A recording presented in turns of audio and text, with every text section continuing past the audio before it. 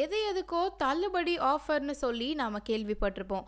ஆனா ஃபைன் கட்டுறதுக்கு கூட தள்ளுபடி அறிவிச்ச ஒரு ஊரை பத்தி கேள்விப்பட்டிருக்கீங்களா? அதுவும் இந்த ஃபைன் எல்லாம் டிராஃபிக் ரூல்ஸை மீறினவங்களுக்காக மட்டும் போடப்பட்டது தான். கேட்கவே ஆச்சரியமா இருக்குல்ல. டிராஃபிக்கு பேர் போன இடம்னு சொன்னாலே நம்ம எல்லாருக்கும் ஞாபகம் வரக்கூடிய ஒரே ஊர் பெங்களூர். அதிகப்படியான டிராஃபிக்கின் காரணமா சாலை விதிமுறைகளை மீறி பலரும் பயணம் செய்றாங்க. இவங்க கிட்ட அபராதம் வசூலிக்கும் பணியும் நாளுக்கு நாள் தீவிரம் அடைஞ்சிட்டு தான் இருக்கு.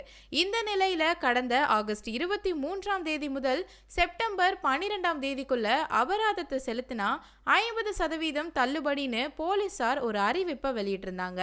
தகவல் தெரிஞ்சதும் வாகன ஓட்டிகள் அவங்களாவே முன்வந்து ஆன்லைன்ல அபராதம் செலுத்த தொடங்கிட்டாங்க. செப்டம்பர் 12 வரைக்கும் 37,86,173 வழக்குகளுக்கு 106 கோடி ரூபாய் அபராதம் வசூல் செய்யப்பட்டிருக்கு.